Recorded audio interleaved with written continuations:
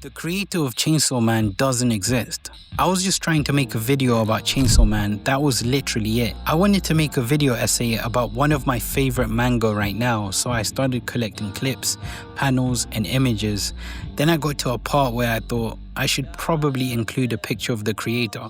So I searched for Tatsuki Fujimoto, and I couldn't find one. Well, I did find a picture, but it wasn't him.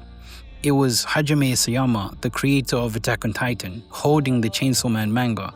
Yet people were saying it was Fujimoto, even people in Reddit comments and social media posts, when it clearly looked like Hajime Isayama. At first I thought I wasn't looking hard enough.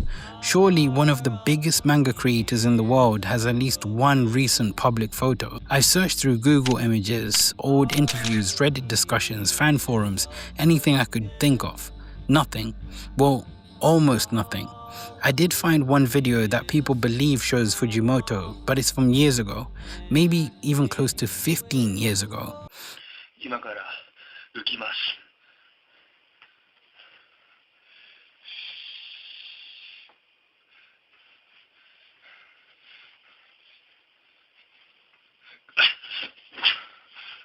Even if it really is him, it still doesn't answer the question because nobody knows what he looks like today. That's when I completely stopped working on my Chainsaw Man video. Instead, I ended up spending hours trying to answer a question I never expected to ask. How does one of the most successful manga creators in the world have no public face? Think about it. Chainsaw Man has sold millions of copies. It is one of the biggest anime adaptations in recent years. Yet the person who created it somehow stays hidden. That feels almost impossible today. We're living in a time where everyone is online. People post photos every day. Creators vlog their lives, stream for hours, upload behind the scenes videos, and share almost everything with their audience. Being visible almost feels like it's part of the job now. Fujimoto somehow escaped all of that. The more I thought about it, the more interesting it became. At first, I just wanted to know what he looked like. Then I started asking myself why I even cared. Knowing his face won't make Chainsaw Man any better. It won't suddenly explain the story any better. It won't reveal something that is hidden. So why was I so curious? I don't think it's because I wanted celebrity gossip. I think it's because our brains naturally want to connect with faces. Imagine you've been texting someone online for months. At first, it doesn't matter what they look like, you're just talking. You get to know their personality, their sense of humor, the way they think. Then one day it hits you. I've never actually seen this person. From that moment on, your imagination starts doing all the work. You begin wondering what their voice sounds like, how tall they are, how they smile, how they move. Not because any of those things change who they are, but because your brain wants to complete the picture. We're surprisingly uncomfortable with missing pieces. The same thing happens with creators. When you read a book, watch a film, or play a game that you love, you naturally become curious about the person who made it. Not because their appearance changes the work, but because it makes the creator feel real. We don't just want to know what they made, we want to know who made it.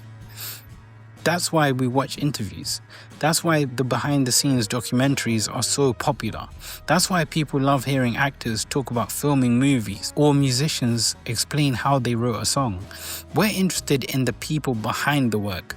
Most of the time, satisfying the curiosity is easy.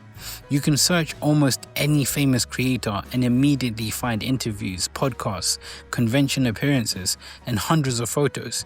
It's almost expected. But Fujimoto breaks that expectation. His work is everywhere. His face is nowhere. That creates something we don't experience very often anymore, a genuine mystery. And people love mysteries. When information is missing, we naturally start looking for answers. People search through old interviews, they analyze blurry photos, someone claims they've found them, someone else says they haven't. The search just keeps going because nobody can actually prove anything. It's almost like watching the internet try to solve a puzzle together. What's interesting is that Fujimoto has never really needed to reveal himself. Of course, his work speaks for itself. People buy his manga because it's good, not because they've seen his face. In a strange way, staying anonymous might even help his stories. When you read Chainsaw Man, you're thinking about Denji. You're thinking about the world and characters and the emotions. You're not thinking about the person sitting behind a desk drawing those pages. The story gets to stand on its own. Maybe that's something we've slowly lost with a lot of modern creators. Sometimes we know so much about the person that it becomes impossible to separate them from their work. But that works for the best and worst. One of my favorite artists were Kanye West, and now trying to defend Kanye West after some of the most craziest things he said sounds insane. And even if I do love his older music, sometimes it becomes difficult to separate the art from the artist, which had me thinking, if he's a great but solitary person, sure, that's okay, but what about if he didn't write these stories? Or what about if he stole them from someone else? What about if it's worse? Imagine if Fujimoto is one of the worst people ever and no one knows. It's kind of creepy now thinking about it. It kind of reminds me of that really creepy moment when a director made a film about a Korean serial killer that wasn't captured yet. And towards the end of the film, the director gets the actor who plays a detective to look at the camera as to say, "We know you're still out there, and we know you're watching this." It's just a lot to think about. It's funny because if I had found a photo within 5 seconds, this video wouldn't even exist. I would have downloaded it, put it into my Chainsaw Man video and moved on without giving it another thought. Instead, I accidentally found one of the most interesting mysteries on the internet. If Fujimoto revealed his face tomorrow, millions of people could celebrate. The mystery would finally be over. But a small part of me thinks something would be lost because mysteries are rare now. The internet has made almost everyone visible. It knows what we look like, what we eat, where we go, what we think. Fujimoto reminds us that we don't have to give people every piece of ourselves to create something great that millions of people could love. And maybe that's why this mystery has lasted for so long, because today almost every mystery has an answer. I hope you enjoyed this video, guys. I found it very interesting.